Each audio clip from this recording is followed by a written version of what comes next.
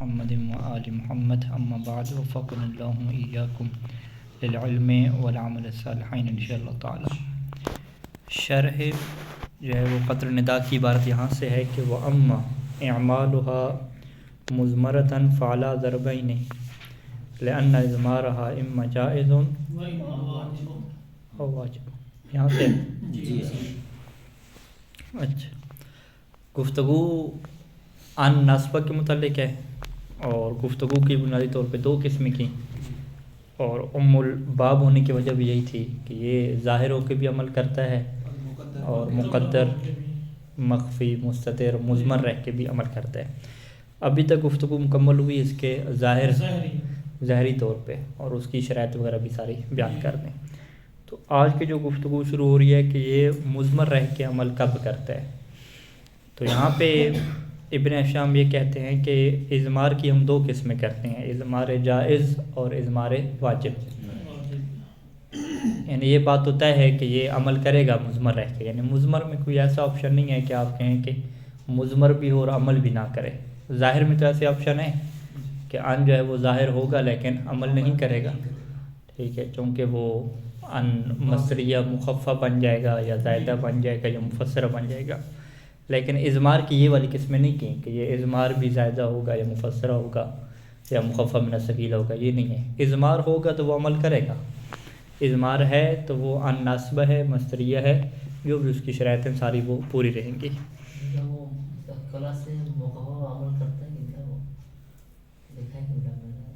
کیا چیز مضمر مخفف من الثقیلہ نصب دیتا ہے، اصل بات وہی ہے کہ وہ تو عمل اپنا کرتا ہے نا، اپنا عمل کرتا ہے نا، ناصبہ والا تو نہیں کرتا نا، وہ نصب دے گی نہیں کہ وہ تو نہیں دیتا۔ نصب وہ تو عمل اپنا کرے۔ السلام علیکم۔ یعنی بات کل یہ ہوئی تھی کہ وہ آن مخفف نصب تو نہیں دے گا، یہ کل یہی بات ہوئی تھی۔ وہ کہہ رہے ہیں کہ کوئی کہیں پہ نصب دے گا، وہ نصب اس طرح سے نہیں ہے جس طرح وہ آن نصب دیتا ہے، وہ اپنا پھر عمل کرتا ہے، اپنا عمل کرتا ہے کہ وہ تعویل والا کرتا ہے، تعویل مصدر کرتا ہے وہ فعل کو، تعویل مصدر والا، جی وہ تعویل مصدر کرتا ہے۔ ٹھیک، اچھا تعویل مصدر والا ہے، چلیے یہ کرتا ہے، ٹھیک ہے۔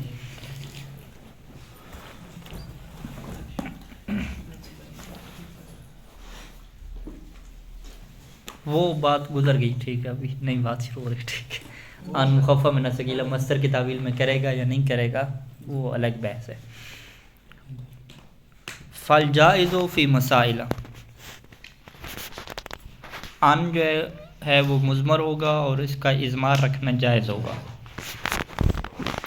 پہلی صورت کیا ہے کہ انتا کا بعد عاطف، کہ یہ ان واقع ہو عاطف کے بعد، حروف عطف میں واو بھی ہے، او بھی ہے، ثم بھی ہے، ٹھیک ہے، بہت سارے ہیں۔ ایک بات تو یہ ہوگی۔ دوسرے کیا ہے کہ مسبوق باسم، اس سے پہلے اسم ہو، یعنی یہ عطف ہو رہا ہو اسم کے اوپر، اور وہ اسم بھی ایسا ہو کہ خالص من التقدیر بالفعل، کہ جس کی فعل کے ساتھ تقدیر نہ ہو سکتی ہو، یعنی اسم خالص ہو بالکل کہ اس اسم کی آپ فعل میں تعویل ہی نہ کر سکتے ہوں۔ اب یہاں پہ صورتحال کیا بنی کہ آپ ان کو جو ہے اپنے فعل کے ساتھ، فعل مضارع کے ساتھ آپ عطف کر رہے ہیں ایسے اسم کے اوپر کہ جس اسم کی تعویل ہی ممکن نہیں ہے، تو پھر فعل کا فعل کے اوپر عطف ہوگا جملہ فعلیہ کا، تو یہاں پہ فعل کا عطف کس کے اوپر لازم آئے گا؟ اسم کے اوپر لازم آئے گا۔ تو بس یہاں پہ یہ کہنا ضروری ہوگا کہ ان کیا کرے؟ عمل کرے، اور ان چاہے وہاں پہ موجود نہ بھی ہو فعل کے اوپر، تو ان کو کیا رکھیں گے؟ پوشیدہ رکھ کے اسے عمل کروائیں گے، اور وہ مصدر کی تعویل میں کنورٹ کر کے فعل کو کیا بنا دے گا؟ اسم بنا دے گا۔ تو پھر آپ کیا کہیں گے؟ اسم کا اسم کے اوپر کیا ہو گیا؟ عطف ہو گیا۔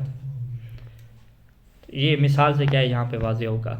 قرآن مجید کی یہ آیت انہوں نے پیش کی کہ وما کان لبشر ان یکلمہ اللہ، یہاں پہ تو شاید یہ مثال نہیں ہے، یکلمہ پہ ان کا داخل ہے، مضمر کی مثال نہیں ہے، اور کوئی عطف وغیرہ کی صورت حال پہ نہیں ہے۔ الا وحیا، یہاں پر بھی ابھی تک عطف نہیں آیا، او سے کیا عطف شروع ہو رہا ہے، او من وراء حجاب او یرسلا، او یرسلا کیا ہے، اسے کچھ قراتوں میں کیا پڑھا گیا، یرسلو نہیں ہے، ابھی ہمارے پاس جو قرات ہے اس میں بھی یرسل ہی ہے، او یرسلو نہیں ہے۔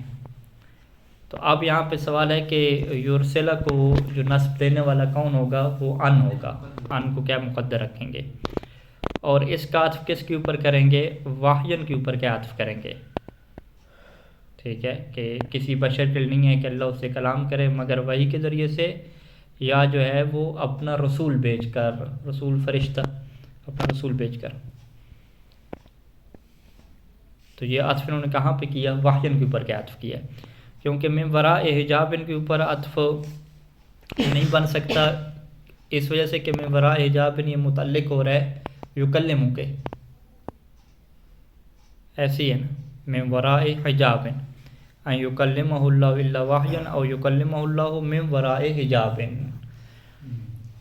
تو من وراء حجاب ان کے اوپر انہوں نے عطف نہیں کیا، کیونکہ یہ یکلمو کے متعلق ہو رہا ہے، یہ اسی کا کیا ہے، آپ کیا کہتے ہیں، جار مجرور کو جو درجہ دیا جاتا ہے، مفعول کا کیا درجہ دیا جاتا ہے، تو اس کے متعلق نہیں ہو رہا، اس کے اوپر یہ عطف نہیں ہو رہا۔ تو یرسل کا عطف کس کے اوپر کیا گیا، یہ واحین کے اوپر کیا گیا ہے۔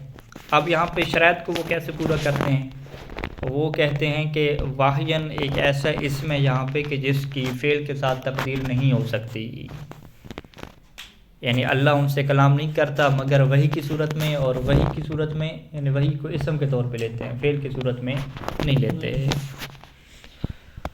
فی قراءت من قرأ من السبعۃ بنصب یرسلا، یعنی یہ اس قراءت میں ہے کہ جنہوں نے 7 قراءتوں میں سے یرسلا کو کیا پڑھا ہے جی، نصب کے ساتھ پڑھا ہے، وذالک باضمار ان، اور یہ ان کے اضمار کے ساتھ ہے، اور تقدیر کیا ہو جائے گی، او ان یرسلا ہو جائے گی۔ پھر عطف کس کے اوپر کر رہے ہیں، وَأَن وَالْفِعْلُ، ان اور اس کا جو فعل ہے، یعنی ان اور اس کا فعل جو یرسلا ہے، یہ دونوں معطوف ہوں گے کس کے اوپر، واحین کے اوپر۔ واحین کے اوپر معطوف ہونے کا کیا مطلب ہے کہ ان اور اس کا فعل دونوں کو آپ کس میں کنورٹ کر دیں گے، مصدر میں کنورٹ کر دیں گے، اور یہ اسم بن جائے گا، یعنی ان بھی ختم ہو جائے گا، فعل بھی ختم ہو جائے گا، اور اس کی جگہ پہ اسم آ جائے گا۔ جب اسم آ جائے گا تو بالکل عبارت یوں ہو جائے گی کہ واحین او ارسالا، یوں ہو جائے گی واحین او ارسالا، یعنی سیدھا سیدھا اسم کا اسم کے اوپر عطف ہوگا، یہ نہیں ہوگا کہ اسم کے اوپر آپ عطف کر رہے ہیں کہ اس کا فعل کا، یوں صورتحال نہیں رہے گی۔ وگرنہ عطف کیا لازم ہے گا کہ واحین اور یرسلا کا آپ اس میں کیا کریں، عطف کریں، تو اسم کے اوپر فعل کا عطف یہ معنی کے اعتبار سے مناسب نہیں ہوتا۔ وَوَحْيًا لَيْسَ فِي تَقْدِيرِ الْفِعْلِ، یہاں پہ جو وحی ہے وہ فعل کی تقدیر میں آپ نہیں کر سکتے، یعنی فعل کی تقدیر میں ہے ہی نہیں، یہاں پہ وحی کیا ہے، ایک اسم کے طور پہ استعمال ہو رہا ہے کہ اللہ جو ہے وہ وحی کے ذریعے کو بناتا ہے۔ وَلَوْ أَظْهَرَتْ أَن فِي الْكَلَامِ لَجَازَ، اور یہاں پہ اگر ان اس کلام میں ظاہر ہو جائے تو یہ بھی جائز ہوگا۔ کیوں جائز ہوگا، کیونکہ عربی قدیم زبان میں کچھ ایسے اشعار ملتے ہیں کہ جہاں پہ فعل کا عطف اس میں خالص کے اوپر ہو رہا تھا، اور وہاں پہ فعل کے شروع میں ان ظاہر ہو گیا، جیسے یہ شعر ہے، اچھا ظاہر کا شعر انہوں نے نہیں لکھا،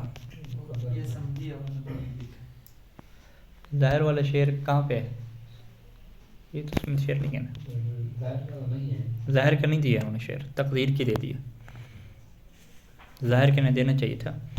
وَقَضَا قَوْلُ شاعر، اور اسی طریقے سے شاعر کا قول ہے کہ وَلُبْسُ عَبَاءَةٍ وَتَقَرَّ، وَتَقَرُّ نہیں پڑھا، وَتَقَرَّ عَيْنِي أَحَبُّ إِلَيَّ مِن لُبْسِ الشُّفُوفِ، کہ وہی عبا کا پہننا میری آنکھوں کو کیا ہے، ٹھنڈک دیتا ہے۔ یہاں پہ وَتَقَرَّ عَيْنِي کا جو عطف ہے یہ لُبْسُ عَبَاءَةٍ کے اوپر ہے، لبس و عباءۃ وان تقر عینی، یوں ہو جائے گا۔ احب الیہ، میرے لیے زیادہ پسندیدہ ہے، من لبس شفوف، وہ جو شفوف باریک کپڑے پہننے سے، جو شفاف کپڑے پہنے ہیں ان سے زیادہ پسندیدہ کیا ہے، عبا کا پہنا ہے۔ شفوف اعلیٰ قسم کے جو کپڑے ہوتے ہیں، اور یہ شاعر کہتے ہیں کہ اپنے گاؤں میں نہیں تھا، کسی اور علاقے میں تھا، تو وہاں پہ سہولیات زیادہ تھیں، لیکن وہ کہتا تھا نہیں یہ چیزیں پسند نہیں ہیں، وہ یہ اپنے علاقے میں جو پرانی ابا ہم پہنتے تھے وہ زیادہ اچھا ہے ان جو ہے وہ جدید کپڑوں سے۔ وہ لبس و باطن وان تقرعین، یہ اس کی تقدیر بنائی ہے۔ اچھا، یہاں پہ ابن ہشام نے دونوں مثالیں دی ہیں کہ جہاں پہ ان ہمارے پاس مضمر آیا ہے، اور ساتھ یہ کہہ دیا ہے کہ ان کا کلام میں ظاہر ہونا بھی جائز ہے، اور ظاہر کے اوپر کوئی دلیل اور کوئی آیت وغیرہ پیش نہیں کی۔ اچھا، یہاں پہ یہ مورد ختم ہوا۔ دوسرا مورد کس کا ہے کہ ان مضمر رہ کے نصب دیتا ہے۔ وہ کب ہے کہ ان تقع بعد لام الجر، جب یہ لام جر کے بعد واقع ہو۔ اچھا، لام جر کے بعد کیا واقع ہو جی؟ فعل مضارع لام جر کے بعد ہے۔ اب فعل مضارع اگر لام جر کے بعد ہے تو آپ کیا کہیں گے؟ کیونکہ فعل کے اوپر کیا داخل ہو گئی ہے؟ حرف جر داخل ہوگا فعل کی۔ اصل ایسے ہوتا نہیں ہے، ہوتا ہی نہیں ہے فعل کے اوپر لام جر داخل نہیں ہوتی۔ پھر آپ کیا کہیں گے کہ یہاں پہ ان جو ہے وہ لام جر کے بعد واقع ہو گئی، ٹھیک ہے؟ تو ان تقع بعد لام جر کو آپ کیا کہیں گے کہ ان تقع ان تقع ادات ان، کہ ادات ان واقع ہو لام جر کے بعد۔ کہہ میں جس طرح کہا تھا، بالکل کہہ جو ہے وہ لکہ، ہاں لکہ میں تھا کہ لام جو ہے وہ کہہ کے اوپر داخل ہو جائے، تو وہاں پہ کہہ کو کیا کریں؟ نہیں، کہہ حرف جارہ ہوتا ہے نا، کہہ ان تنصر۔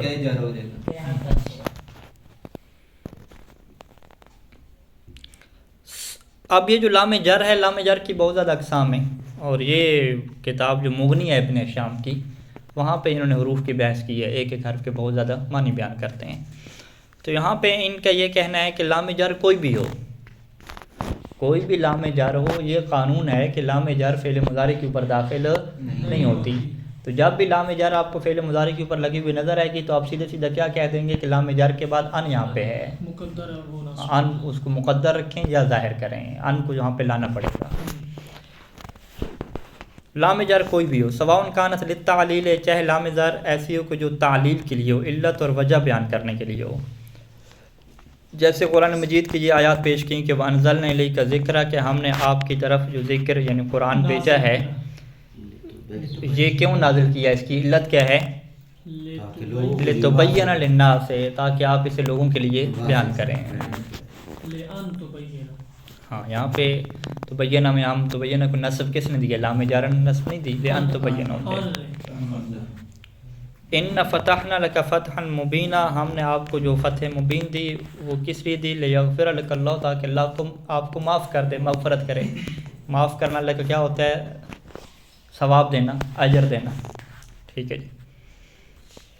او للعاقبت، یا لام تعلیل کے لیے نہ ہو، عاقبت کے لیے ہو۔ عاقبت یعنی انجام، وہ کہتے نہیں ہیں کہ آپ کی عاقبت بخیر ہو، یعنی آپ کا جو انجام ہے وہ اچھا ہو۔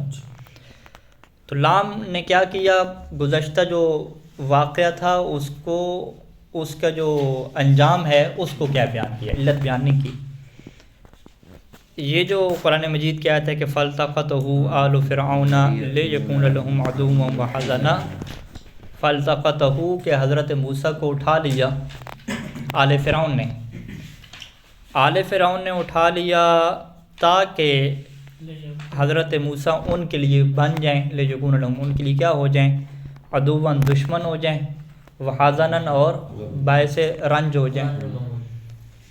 اب آپ کیا کہیں گے کہ بھئی آل فرعون نے اس لیے حضرت موسیٰ کو اپنے پاس رکھا، اپنے پاس پالا تاکہ وہ ان کے دشمن بنے؟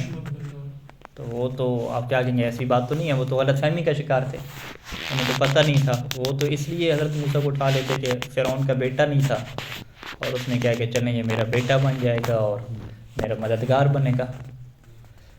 تو علت ان کے اٹھانے کی یہ نہیں تھی کہ وہ حضرت موسیٰ ان کے ساتھ ان کے دشمن بنیں گے، علت اٹھانے کی یہ تھی کہ وہ ان کی آنکھوں میں ٹھنڈک اور بیٹا بنیں گے، یہ علت تھی۔ لیکن انجام کیا ہوا کہ حضرت موسیٰ ان کے دشمن بن گئے اور ان کے لیے باعث رنج بنے۔ تو لہذا یہاں پہ لیکون میں لام کو لام تعلیل نہیں کہیں گے، کیونکہ ہمیں خارج سے پریکٹیکلی طور پر پتہ ہے کہ ان کے لیے یہ وجہ تھی نہیں حضرت موسیٰ کو اٹھانے کی۔ تو اسے لام عاقبت کہیں گے، اور اردو میں ترجمہ کیا کریں گے؟ دونوں کا تاقی ہوگا. دونوں کے ترجمہ تاقی ہوگا، یعنی آل فرعون نے حضرت موسیٰ کو اٹھایا تاکہ وہ ان کے لیے دشمن بن جائے. یہ تو تعلیل والا تاکہ تاکہ تعلیل والے ہر اس میں تاکید والا ایک طرح وہ ہی ہوتا ہے نا، تاکہ یعنی تاکہ والی اردو میں جو یہی بھی ہوتا ہے. فعل کے ساتھ ہوتی ہے نا اردو لام. میں الگ میرے خیال سے نہیں ہے. اگر یہ لام آج پھر وہی ہوگا. ہاں، تو ہم کہیں گے جیسے تاکہ کی جگہ پہ لام آیا ہے، تو عربی میں جیسے لام ایک ہے تو ہم کہیں گے ہمارے پاس بھی لفظ تاکہ ہے. تاکہ دو طرح کا ہے، ایک تاکہ تعلیل والا ہے اور ایک تاکہ کیا ہے عاقبت والا ہے. ادھر جو ہے وہ اس والا ہے عاقبت. عاقبت والا ہے. بہرحال عاقبت کا کوئی ایسا اردو کا ماہر ہو نا کہ جو ترجمہ ایسا کرے کہ جس میں عاقبت والا لفظ ہے.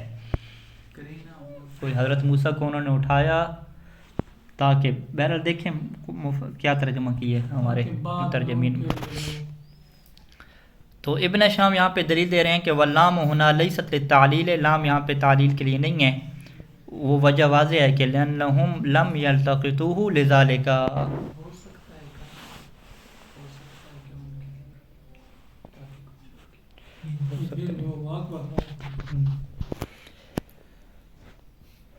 لأنہم واضح ہے کہ انہوں نے اس مقصد کے لیے نہیں اٹھایا تھا. وإنما التقطوہ، بلکہ انہوں نے حضرت موسیٰ کو کیوں اٹھایا تھا؟ لیکون لہم قرۃ عین. لیکونو پڑھ رہے ہیں نا. جی ٹھیک ہے، یہ لام کون سی ہے؟ یہ لام تعلیل ہے. یہ لام تعلیل ہے. ہاں، وإنما التقطوہ لیکون لہم، یہ لام تعلیل ہے. انہوں نے اس لیے اٹھایا تھا تاکہ حضرت موسیٰ ان کے لیے قرۃ عین، آنکھوں کی ٹھنڈک بن جائیں. تو آنکھوں کی ٹھنڈک کیا ہے؟ اولاد ہے ان کے لیے. ہمارے لیے آنکھوں کی ٹھنڈک کیا ہے؟ نماز ہے. ٹھیک ہے، حضرت رسول خدا صلی اللہ علیہ وسلم کی یہی حدیث ہے نا کہ نماز میرے لیے کیا ہے؟ قرۃ عینی ہے. میری آنکھوں کی ٹھنڈک کیا ہے؟ نماز ہے. تو یہ تو اللہ کے رسول کی یعنی سیرت رہی ہے کہ جنگوں وغیرہ میں جب تھکتے تھے تو حضرت بلال سے کہتے تھے کہ ارحنی یا بلال، ہماری راحت کا کیا سامان پیدا کریں. یعنی وہ لوگ تھکاوٹ اور مشکل کو ختم کرنے کے لیے کیا نماز میں آتے تھے، اور ہم کیا تھکاوٹ جب اترتی ہے تو پھر نماز میں آتے ہیں. ٹھیک، الٹ سسٹم ہے نا ہمارا. یعنی ان کو واقعی سکون ملتا ہے نماز سے، اور ہم کہتے ہیں پہلے سکون کر لیں پھر آرام سے کیا نماز پڑھیں گے. نماز کا سکون کے ساتھ تعلق ہم نے جوڑے ہی نہیں ہیں ایسی.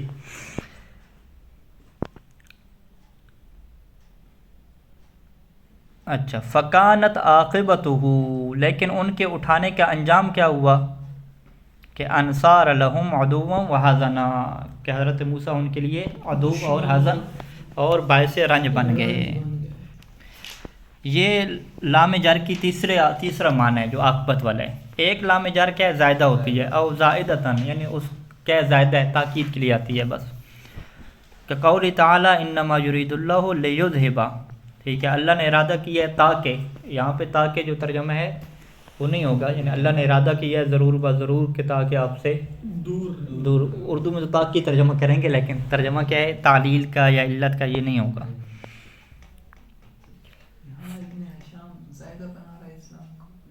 ہاں، ریز آف زیادہ بنا رہے ہیں کہ اللہ کے ارادہ کرنے کی یہ علت نہیں ہے.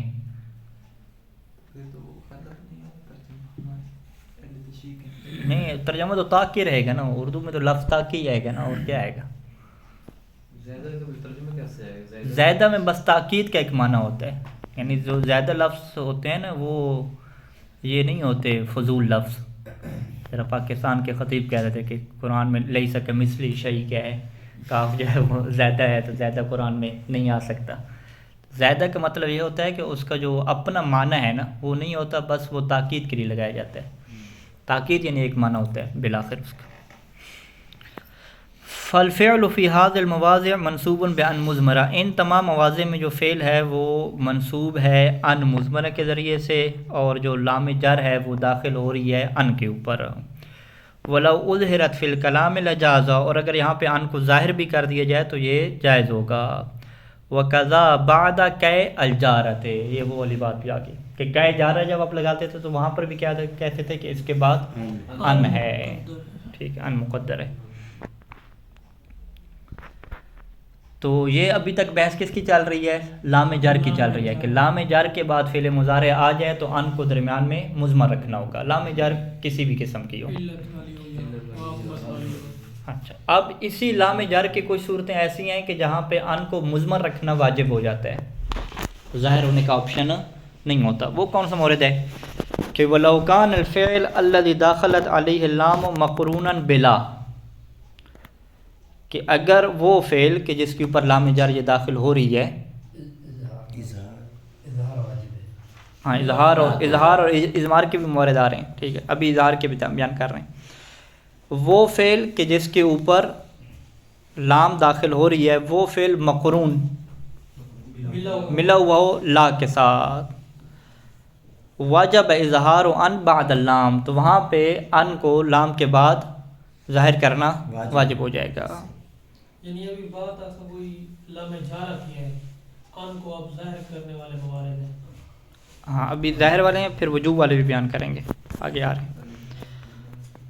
بات ان اسی لام جارہ میں چل رہی ہے اور نہیں ہے، جی تو ان کو ظاہر کرنا لازم ہو جائے گا بعد لام، لام کے بعد، لام یعنی لام جار کے بعد، جی ٹھیک ہے جی۔ یہ جو لا آئے گا، لا کی بھی دو قسمیں، لا یا نافیہ ہوتا ہے یا نافیہ نہیں ہوتا، زائدہ ہوتا ہے۔ سوا ان کانت لا نافیتن، آپ کو الف لام لگی ہوئی ہے نافیہ کے اوپر، جی لا نافیہ ہاں یہ نافیہ کے الف لام نہیں ہونی چاہیے، خبر میں نہیں ہوتی نا الف لام۔ سوا ان کانت لا نافیتن، چاہے یہ لا کیا ہو، نافیہ ہو، کاللتی فی قول تعالی، جیسا کہ وہ لام جو اللہ تعالیٰ کے اس قول میں ہے، لِأَنْ لَا يَكُونَ لِلنَّاسِ عَلَى اللَّهِ حُجَّةٌ، یہ جو لَا لکھا ہوا ہے نا یہ اصل میں کیا ہے، ان اور لا ہے،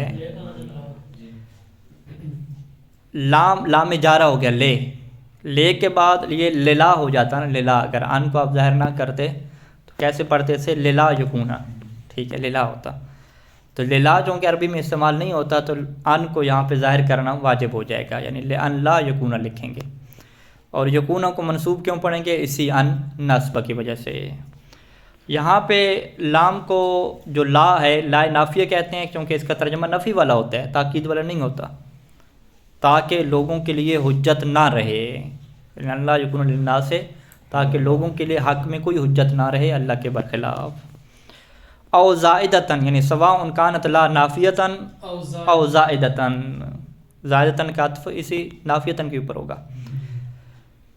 چاہے لا نافیہ ہو یا زائدہ ہو، کاللتی فی قول تعالی، جیسا کہ وہ لام جو اللہ کے اس قول میں ہے، لِأَلَّا یعلم اہل الکتاب، تو اس کا ترجمہ کیسے ہوگا؟ مترجمین نے ترجمہ اس کا کیسے کیا ہوگا اردو والوں نے کہ لِيَعْلَمَ اہل الکتاب، تاکہ اہل کتاب جان لیں، یوں ترجمہ نہیں ہوگا کہ تاکہ اہل کتاب نہ جان لیں، یہ ترجمہ کسی نے نہیں کیا ہوگا، تاکہ اہل کتاب جان لیں۔ اب یہ جو بحث ہوتی ہے نا کہ لا نافیہ کب نفی کا معنی دیتا ہے، کب جو ہے وہ زائدہ کا معنی دیتا ہے، اس کا تعلق وہی فصاحت و بلاغت کے ساتھ بھی ہوتا ہے، اور خود جو مغنی کی بحث ہے، مغنی جو پڑھیں گے بعد میں، مغنی اللبیب، وہاں سے بھی تعلق ہے کہ وہاں پہ بھی اس کے بہت سارے موارد بیان کریں گے۔ تو فی الحال ہمیں بس یہ معلومات ہونی چاہیے کہ ضروری نہیں ہے کہ ہر جگہ پہ اس کا ترجمہ نفی والے ہی ہو۔ اچھا، یہ کس کا مورد تھا؟ اظہار کا۔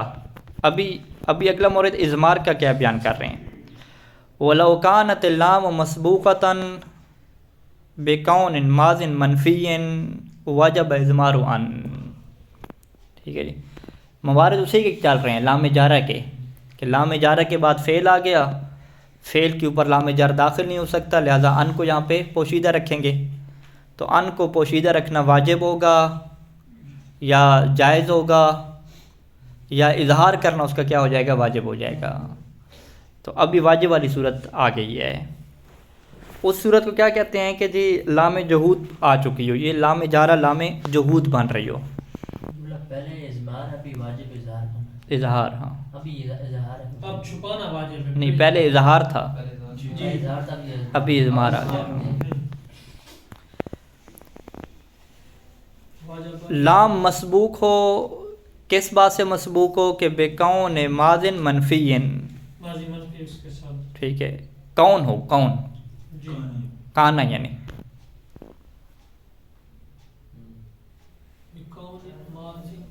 بکون ماضٍ منفی، یعنی کانا اور یعنی کانا جو ہے اس سے ماضی ہو. کانا کو اہمیت اس میں حاصل ہے، یعنی خود فعل کانا ہی ہونا چاہیے. بکون بکون ماضٍ منفی کہ کون ماضی ہو، بکون پھر ماضٍ پڑھیں گے، ماضی بھی منفی کون بھی ہو، اور منفی بھی. کون ماضی کی شکل میں ہو، اور یہی کون کیا ہو، منفی بھی ہو، یعنی ما کانا ہو. لام جہود کی سیدھی سی تعریف کیا کرتے ہیں کہ جو ما کانا جس سے پہلے ہو یا لم یکن جس سے پہلے ہو، یوں کہہ دیتے ہیں.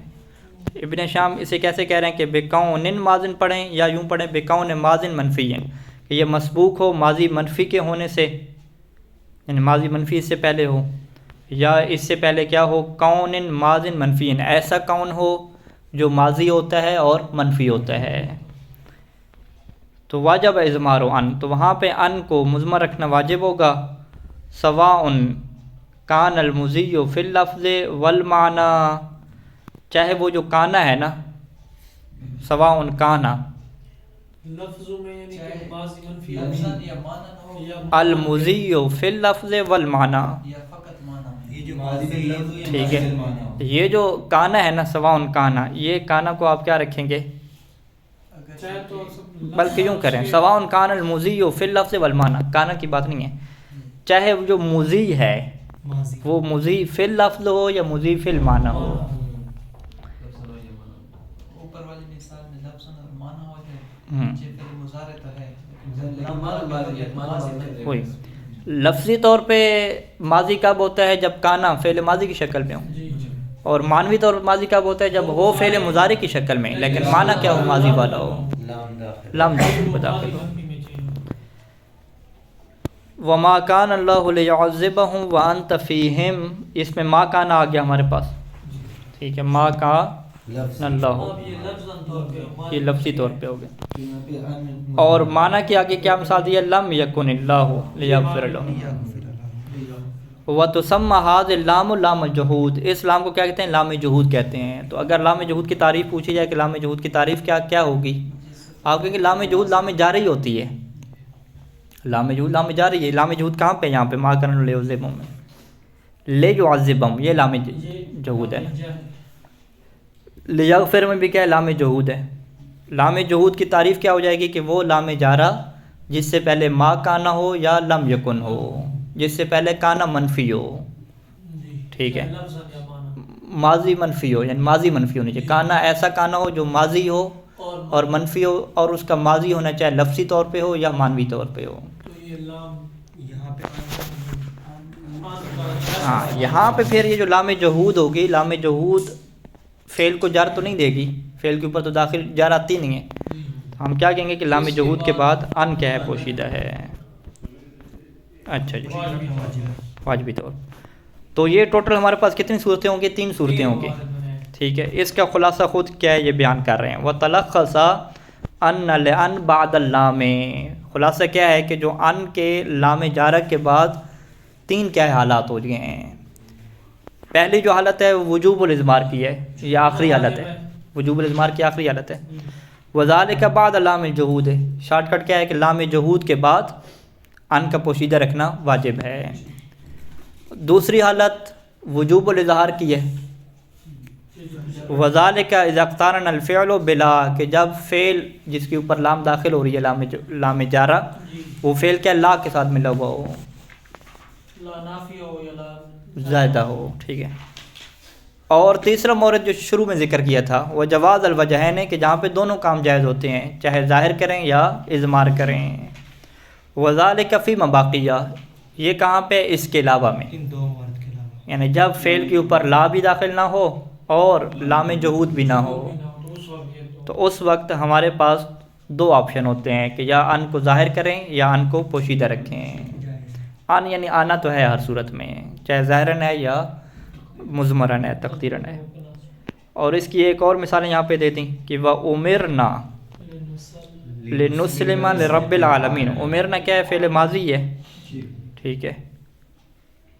تو لیکن یہ فعل ماضی منفی نہیں ہے، کانا نہیں ہے، ٹھیک ہے. اس وجہ سے اور فعل مضارع کے اوپر بھی لام داخل نہیں ہوئی تو یہ جواز الوجہین میں چلا جائے گا. ہوئی ہے لیکن وہ لا نہیں کون ہے. سی ہوگی اصل میں؟ لام ہے لا نہیں ہے.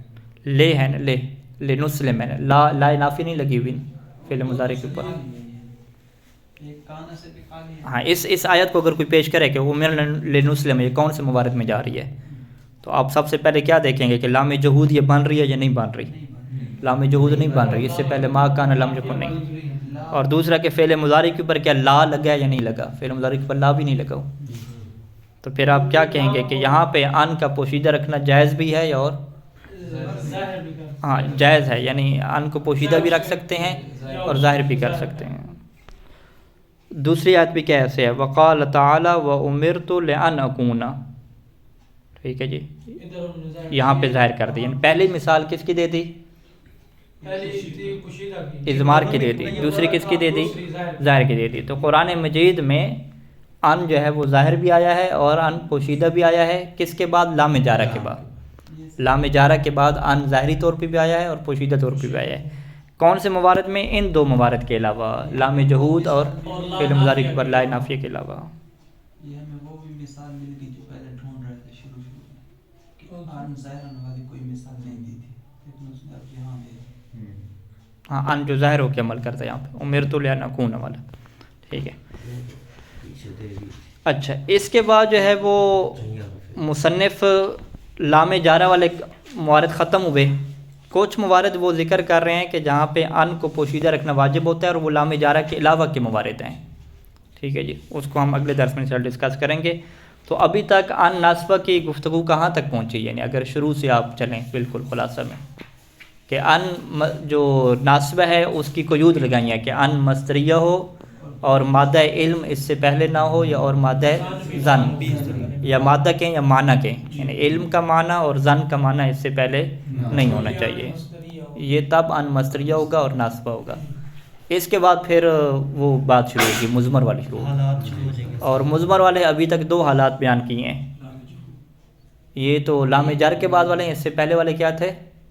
عاطف والے تھے کہ اس میں خالص کے اوپر جب اس کا عطف ہو فعل کا تو وہاں پہ آپ فعل کی تعویل کریں گے مصدر کے ساتھ, اور وہ تبھی ہو سکتی ہے کہ جب اس سے پہلے آپ ان کو رکھیں گے. تو لہٰذا اس میں خالص کے اوپر عطف والا پہلا مورد ہو گیا جہاں پہ ان کو پوشیدہ رکھنا جو ہے وہ ضروری ہوتا ہے اگر فعل کے اوپر نہیں لگا ہوا ان, ٹھیک ہے. ظاہر بھی آپ کر سکتے ہیں. اور دوسرا مورد کیا ہو گیا؟ لام جارہ کے بعد والا ہو گیا. اس میں خصوصیت کیا ہے کہ جو عاطف والا ہے وہاں پہ کوئی ایسا موارد نہیں ہے کہ جہاں پہ ان کو پوشیدہ رکھنا واجب ہو, وہاں پہ دونوں کام جائز ہوتے ہیں نا. اگرچہ جائز کی کوئی مثال پیش نہیں کی ابن ہشام نے, ایسے ہی کہ اس میں خالص کے اوپر جب فعل کا عطف ہو تو وہاں پہ فعل منصوب ہی ہوگا. جی فعل ہمیشہ منصوب ہوگا. کس کے ذریعے سے منصوب ہوگا؟ ان کے ذریعے سے. ان کی جو مثالیں پیش کی گئی وہاں پہ ان کو انہوں نے مضمر رکھ کے منصوب کیا ہے. ظاہر نہیں, ظاہر کہہ دیا ہے کہ ظاہر بھی کر سکتے ہیں, لیکن قرآن مجید سے یا شعر کی کوئی مثال پیش نہیں کی. لہٰذا اسی وجہ سے ہم کیا کہیں گے کہ جو پہلا مورد ہے وہ دونوں اس میں جائز ہیں. اضمار بھی کر سکتے ہیں, اظہار بھی کر سکتے ہیں, لیکن ان کو لانا پڑے گا وہاں پر. فعل ہمیشہ کیا رہے گا؟ منصوب رہے گا. جبکہ جو دوسری مثال تھی لام جارہ کے بعد والی, وہاں پہ کچھ موارد ایسے ہیں کہ جہاں پہ ان کا پوشیدہ رکھنا واجب ہوتا ہے اور کچھ موارد ایسے ہیں کہ جہاں پہ ان کو ظاہر کرنا واجب ہو جاتا ہے. لیکن یہ عاطف جو عطف ہوتا ہے اس میں خالص کے اوپر, وہاں پہ اس طرح کے موارد نہیں ہیں. وہاں پہ ایک ہی مورد ہے کہ جواز والا, کہ دونوں کام آپ کے لیے جائز ہیں. اظہار کا واجب ہونا یا اضمار کا واجب ہونے والی وہاں پہ کوئی صورت نہیں ہے. لام جر کے بعد 3 صورتیں بنتی ہیں, لیکن بعد عاطف علی اسم خالص من التقدیر الفعل اس کی کوئی صورتیں نہیں بنتی. صلی اللہ علی محمد و آلہ اجمعین.